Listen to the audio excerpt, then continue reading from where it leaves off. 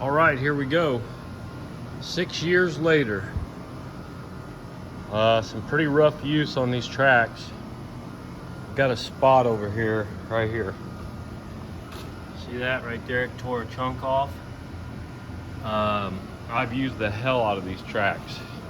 You can see a spot right here where my finger is, where I tore some chunks off. I've used these things in the mud, the snow, pushing snow, chopping trees, doing dirt work. This tire right here, I was in the woods clearing off 1.5 acres, which is on another one of my videos, of timber, and this was a longer stem.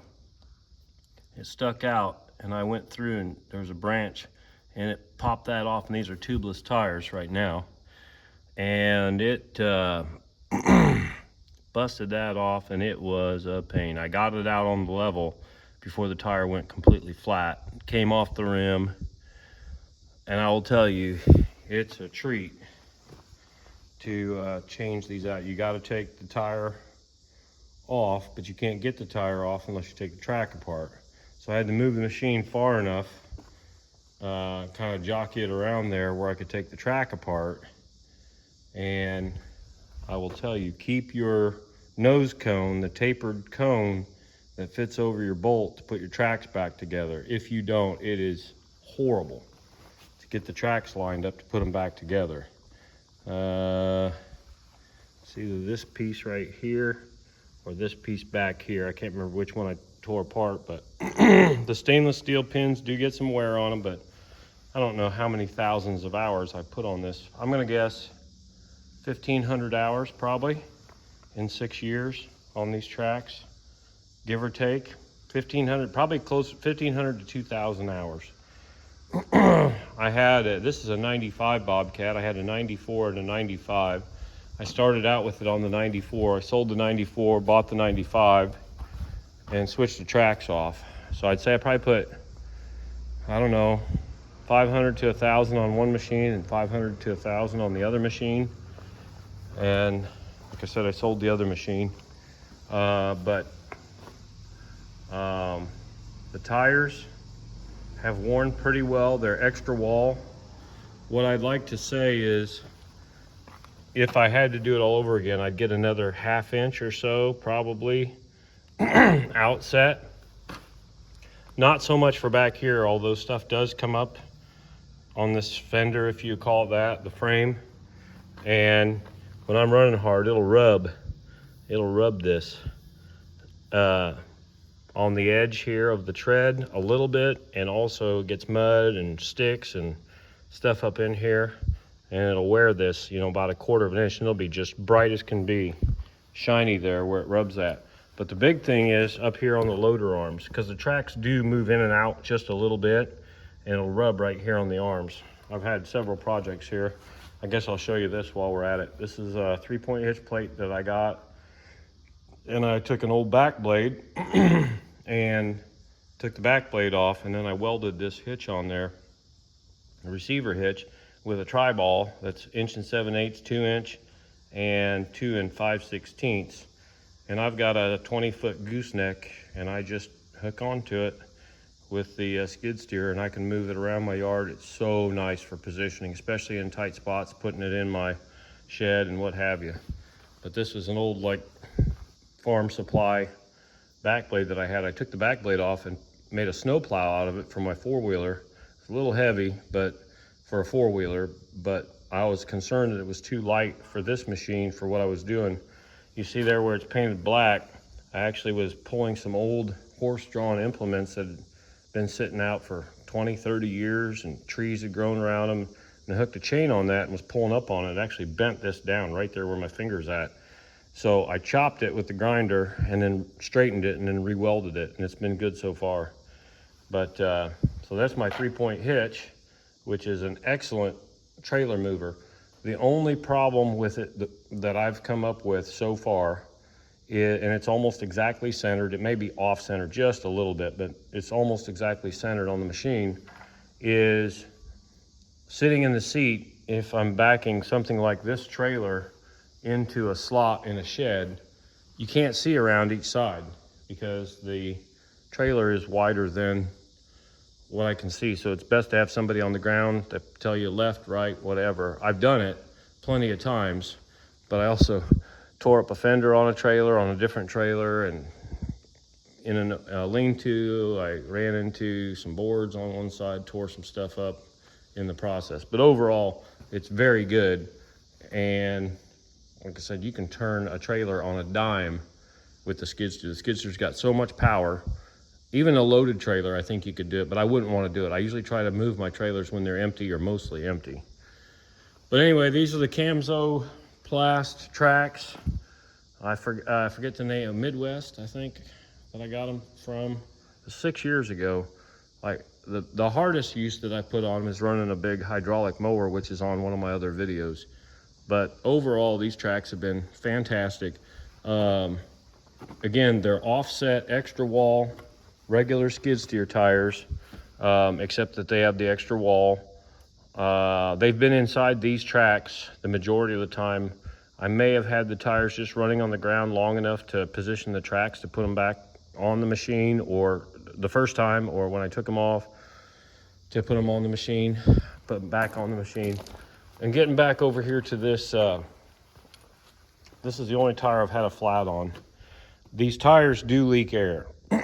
They've leaked air. These two tires, especially on this side, but all of them have leaked air since I bought the machine. So every day when I would use it, I would make sure that they were pumped up to at least 65 pounds, which is where they're supposed to be. Maximum tire pressure cold. And to get back to this, you got a flat tire, you got to take the track apart, jack the skid steer up, and this skid steer has a tapered bottom on it, so it's a real pain in the ass to jack it up straight without the cribbing sliding. So you got to find some flat spot or a straight spot on the machine to jack it up, take the track apart, take the tire and rim off, fix the tire and rim, and put it back on the machine, and to put the track back together. And again, make sure you have that nose cone. It's just a separate piece that goes on the end of the big stainless bolt that goes through there. And like I said, in all those hours, I did wear the stainless steel bolts down a little bit. There's wear marks on them, but there's plenty of meat left. And they worked really well. I even thought about having these tires filled solid with rubber or foam or whatever, so I never get a flat again. But it's about, I think, $200 a piece. So there's $800. I thought, well, maybe I'll just put some solid tires on there. That's it. Another option. Last time I checked, a set of 4 was around $1,300. So you think $800 to put rubber to foam fill, whatever, these tires, or $1,300 for a set of 4. Probably the right thing to do is not foam fill these, have these off as spares for whatever, and then buy a set of tires and rims already mounted that have the right outset on them. I think this is a 6 1/4 inch outset on the rim. I don't know how far they can go. This might be about it compared to a regular set of tires, but I took some pictures years ago of regular skid steer tires compared to these outset tires, and you could definitely tell the difference. There was, oh hell, I don't know, probably close to 6 inches outset difference between the standard tire rim configuration and these outset tires and rims. So if you're running tires with air in them and you have a flat, again, you have to take your track apart, as I mentioned several times, and then I would say just pump up enough tire pressure. They're really stiff because they're 10 ply or 12 ply, so that you don't knock the tire off the bead while you're putting it back together, and then put the track back together and then pump it up to the proper inflation is my advice, so that you have a little bit of give in that tire, because I think you only want between 1 and 3 inches sag here in the middle, and I put a straight edge across it. I think you put it where the section joins in the middle here, like in this area, and then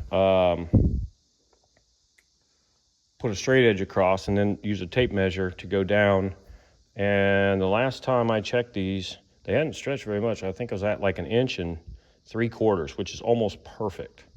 They had stretched maybe 1/4 inch, I think. I did have on occasion, there's like stainless steel cords in here that maybe have come through the tread a little bit, but I just take a pair of diagonals and cut that piece off. And overall, other than a few bumps and bruises, these tracks have been phenomenal. Like I said, that little rubber piece busted off. You will shine these up, zoom in on that. You'll shine those teeth up, those guards, those guides, whatever you want to call them. You'll shine those up.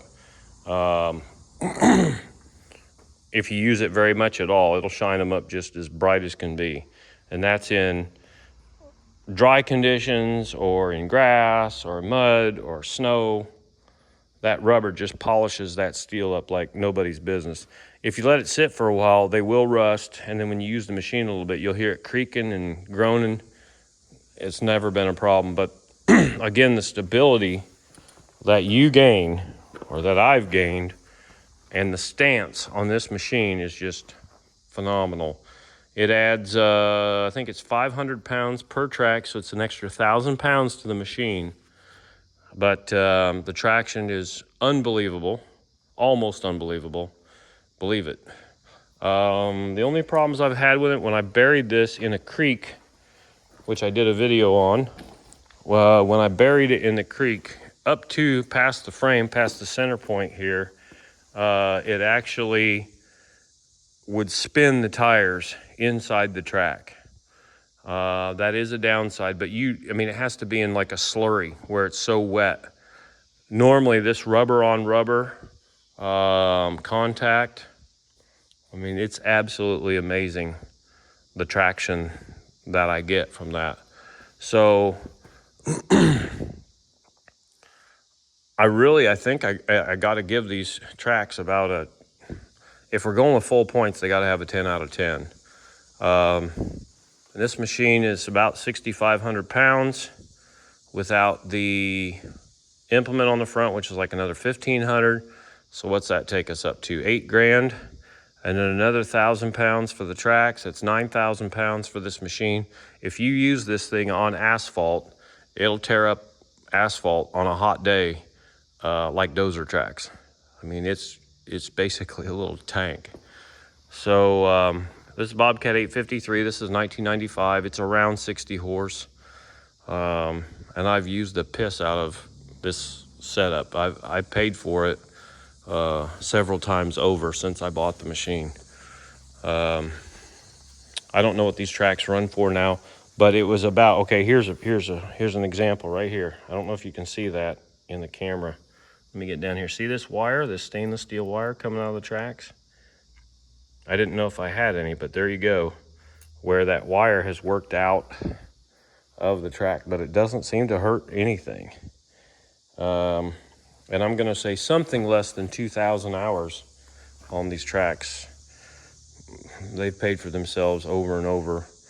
And they're about 5 grand, give or take, for the tires, rims, and the 2 tracks and shipping. So anyway, this is my 6-year report. Overall, very good. If you have any questions, put it in the comments. And as always, thanks for watching.